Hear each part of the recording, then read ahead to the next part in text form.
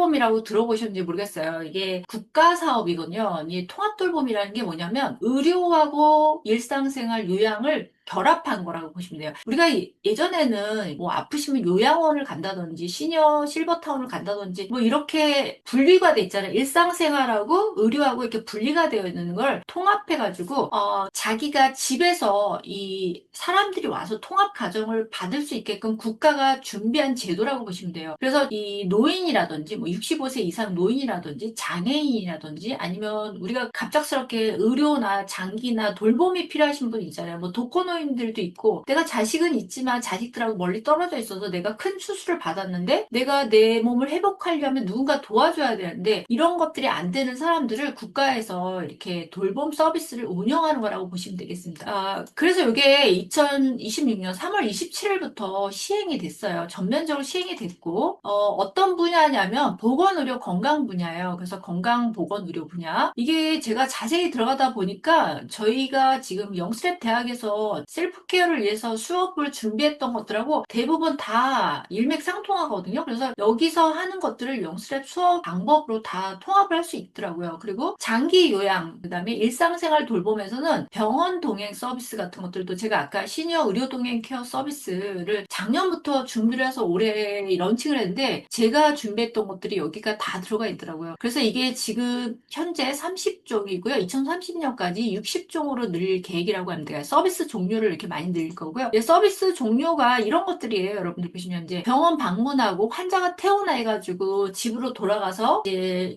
회복되는 기간 동안에 누군가 도움이 필요하잖아요. 그리고 뭐 통합 재택 간호라든지 임종 간호, 우리가 호스피스 간호 같은 것들도 병원에서 하고 있는데 사실 환자들이 병원에서 마지막을 보내는 것보다는 사실은 내가 살던 집에 와서 편안하게 내 가족들하고 임종을 맞기를 더 원하거든요. 그래서 이런 분야들이 되게 많이 들어가 있고 그다음에 이제 제가 일상생활에서는 병원 동행하는 거 그다음에 제가 아까 스마트 헬스케어 분야는 이 스마트홈 돌봄 우리가 헬스케어 기기를 원활하게 사용할 수 있는 방법들하고 다 일맥상통합니다. 그래서 제가 준비했던 것들이 이거 국가 사업하고 많이 일맥상통하고 또 저희 방에도 보면 제가 맨날 그 특강할 때 여러분이 어떤 일을 하시는지 물어보잖아요. 물어보는 난이 있는데 거기 보시면 국가 정책과 관련된 일을 하시는 분이 저희 방에 들어와 계신 걸로 저는 알고 있거든요. 예전에 보니까 어떤 분 특강이 들어오셨는데 국가 정책 관련된 일을 하신다고 이렇게 적어내신 분이 있었어요. 그래서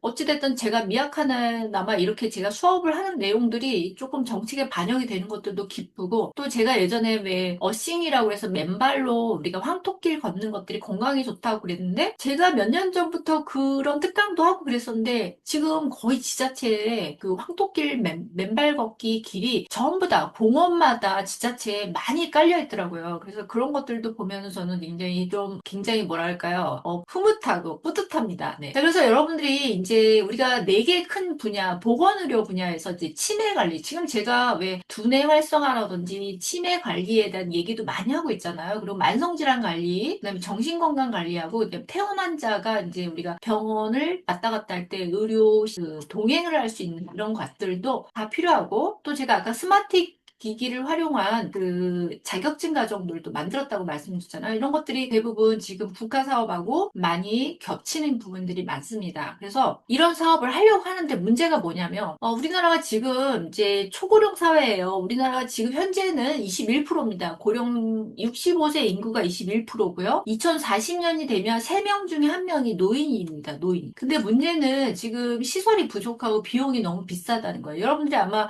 요양병원들 가시기도 하고 요양원을 가시기도 하고 뭐 고가 시니어 레지던스 타운이라는 실버타운 같은 것들을 갔는데 제가 제 친구가 이제 이 고가의 시니어 레지던스 타운에서 실장을 해서 와서 프로그램을 만들어 달라고 해서 가봤는데 프로그램이 없어요. 그러니까 전문적으로 특히 두뇌에 관련된 프로그램은 전부 없고 뭐 의료인이 상주해서 밥을 준다든지 세탁을 해준다든지 뭐 운동 재활을 하시는 분들은 한 분씩 계시더라고요. 물리치료사 같은 분들은 계시는데 그 밖에 어떤 부작용이 있냐면 자유가 박탈되는 거예요. 여러분들이 그 요양병원은 아프신 분들이 가지만 요양원이나 이 마지막 부분들, 여기서부터는 다 건강하신 분들이 보통 가거든요. 근데 대부분, 자유가 박탈된다는 거예요. 가셨던 분들이 말씀하시기를, 내가 정신도 온전하고, 그런데 내가 바깥에 내가 친구를 만나러 나간다든지, 외출을 하고 싶은데, 그거를 보호자 동의 없이는 안 해준다든지, 또 금융생활이라는 거, 우리가 뭐, 여러분들이 모바일 뱅킹으로 뭔가를 다 하시잖아요. 모바일 뱅킹도 하고, 또 실제로 어르신들은 뭐, 은행을 가서 뭐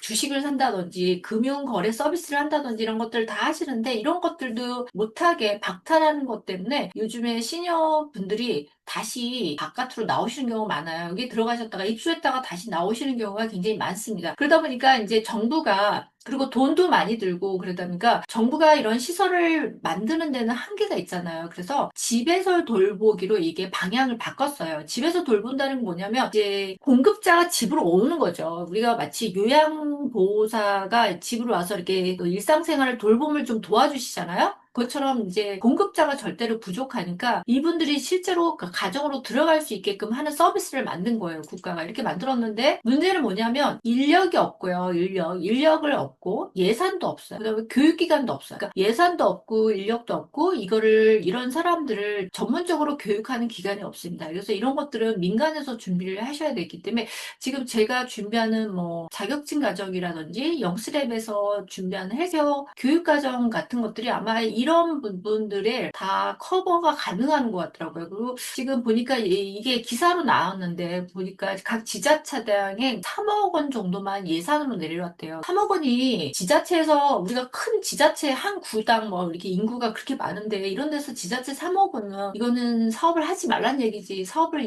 이 돈으로 사업을 할 수가 없거든요. 그러니까 민간에서 이 일을 하셔야 돼요. 민간에서 하셔야 되고 이제 이 민간 이제 그 국가가 하고자 하는 게 이런 거예요. 방문해서 돌봄 서비스 같은 걸 하고자 하는데 이런 것들은 전문가가 있어야 되겠죠. 그래서 지금 저희가 이제 준비하고 있는 영수랩이 준비하고 있는 뭐 두뇌 활성화라든지 두뇌 트레이닝이라든지 또 아로마 교육 같은 것들이 이제 인지 아로마라든지 또 불안감을 예방하는 아로마라든지 이런 것들이 교육을 받으신 분들이 아마 들어가서 하실 수 있는 일이 굉장히 많을 겁니다. 제가 요양도 마찬가지고요. 그다음 식사 생활 지원도 여러분들이 건강할 때는 아무 식사나 하셔도 되지만 이제 여러분들이 시니어라든지 특히 지금 뭐 경도인지자 초기 치매나 시니어 나이가 굉장히 85세 이상이라면 두뇌 건강에 대한 특별한 좀 식이요법을 하셔야 되겠죠. 그리고 어떤 이런 제품 개발이라든지 이런 부분들도 민간에서 굉장히 많이 하셔야 되는 거고 또 이동 동행 서비스 우리가 그 자식들이 다들 바쁘거나 멀리 떨어져 있으면 사실 이게 동행하기가 쉽지 않잖아요. 어르신들이 뭐 어쩌다 병원을 가는 게 아니라 일주일에 두세 번씩 병원을 가십니다. 저도 어르신 저희 부모님이 계시어서 잘 아는데 병원을 정말 자주 다니시더라고요. 그래서 이런 동행할 때 그냥 단순 동행이 아니라 그 좀 전문적인 의료 지식을 가진 의료 동행 케어 전문가가 옆에서 보조를 하셔야 되겠죠. 그다음에 헬스케어 우리가 스마트 헬스케어를 사용하는 방법들 요즘에 이제 병원에 가시면 우리가 뭐 키오스크라든지 앱으로 모든 게 다 예약과 진료와 수납까지 다 끝나거든요. 결제까지 다 끝나는데 어르신들은 이런 부분들에 대한 교육이 안 들어가 있다 보니까 이걸 못 하세요. 그러다 보니까 항상 누가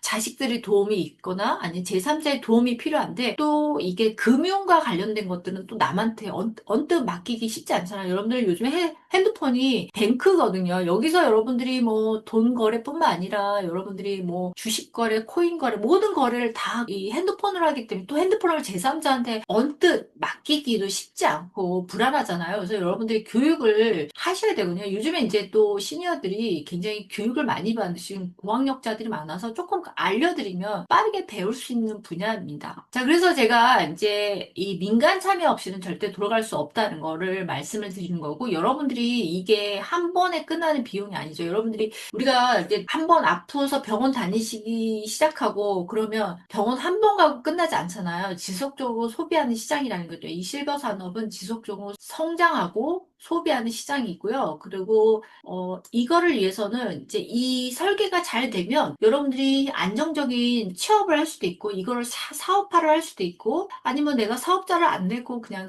강사로서의 수익화를 할 수 있는 부분들이 굉장히 광범위하게 여러분들이 굉장히 이 활용만 잘 하시면 많은 부분들이 가능성이 보이더라고요. 저는 그래서 이게 정말 많은 가능성이 보여서 지금 요즘에 많은 것들을 준비를 좀 하고 있습니다. 그래서 이거는 지속적으로 성장하는 소비 시장 시작이라는 걸 좀 말씀드리고요. 자, 그리고 정부 사업이니까 민간이 하기 어려운 거 아닌가요? 근데 제가 뒤에서 한번 예시를 보여드릴게요. 지금 정부에서는 이 사업을 법만 만들어 놓고 시행은 알아서 지자체가 하라고 하는데 이제 예산이 없어요. 그러니까 민간이나 이제 구나 이런 지자체에서 어떤 일을 하냐면 민간 업체가 갖고 들어오라는 거예요. 서비스를 갖고 들어와라. 그러면 우리가 연계를 해주겠다. 이런 얘기거든요, 지금. 그래서 여러분들이 하실 수 있는 거, 이렇게 특히 시니어라든지, 아까 제가 지금 오늘 여기서 소개하는 뭐 자격증 과정 같은 것들을 갖고 여러분들이 내가 플랫폼이 될 수도 있고, 내가 강사로 뛸 수도 있고, 아니면 내가 시니어들을 교육하는 그 뭐라 그럴까 이 점주 같은 대리점이 될 수도 있고 굉장히 무궁무진한 시장이라고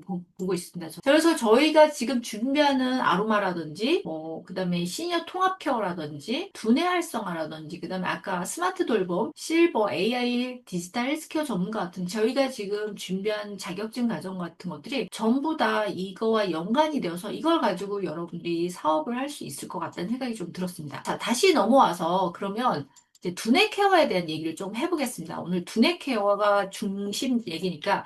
자, 여러분들은, 약물하고 지금 우리가 지금 그 치매 환자들한테 처방되는 약물들이 어떤 것들이 처방되고 있는지 혹시 아시나요? 자, 우리 이런 얘기를 좀 해볼게요. 자, 여러분들이 만약에 시니어가 된다면 어디에 살고 싶은가요? 1번. 고급 시니어 레지던스 VIP 1인실. 굉장히 비쌉니다. 자, 2번. 한호실의 복잡한 다인실 요양시설. 3번. 그냥 불편해도 나는 내 손으로 내 일상생활하는 내 집이 좋다. 4번. 나는 밥 주는 아파트에서 살면서 주변에 병원도 있고 호텔도 있고 백화점 근처에서 나는 밥을 사 먹겠다. 자, 여러분들은 어떤 선택을 하고 싶은가요? 여기 채팅창에 한번 번호로 좀 적어줘 보시겠어요? 수요조사. 여러분들은 어떤 생각을 하고 계시는지.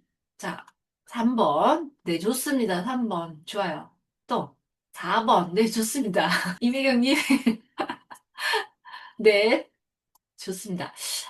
제가 아는 지인분이 이제 그 뇌졸중 때문에 그 병원에도 1인실 VIP실이 있거든요. 근데 병원 한 달 병원 VIP 1인실, 병원입니다. 시니어 레지던스가 아니고 거의 1,000만 원이 넘는다는 얘기를 들었어요. 큰 대학병원 같은데. 1,000만 원이 넘는데요. 그 치료비 말고 그냥 병원에 있는 그 입원실이 우리가 병원에서 쓰는 호텔처럼 1인실을 쓰는 게 1,000만 원이 넘는다고 하더라고요. 그러니까 요양시설이나 시니어시설에 이런 데는 들어가고 싶지 않고 그냥 내 주변에 아파트에 이렇게 병원도 있고 호텔도 있고 뭐 백화점도 있고 이런 데서 살고 싶다고 생각을 했었는데 그러면 두뇌 건강에는 어디가 최선일까요? 이게 또 여러분들이 살고 싶은 거하고 두뇌 건강에 어디가 최선인지는 정답은 여러분들이 맨 뒤에서 아마 여러분들이 저절로 판단이 될 겁니다. 그건 맨 뒤에서 저절로 판단이 해보세요.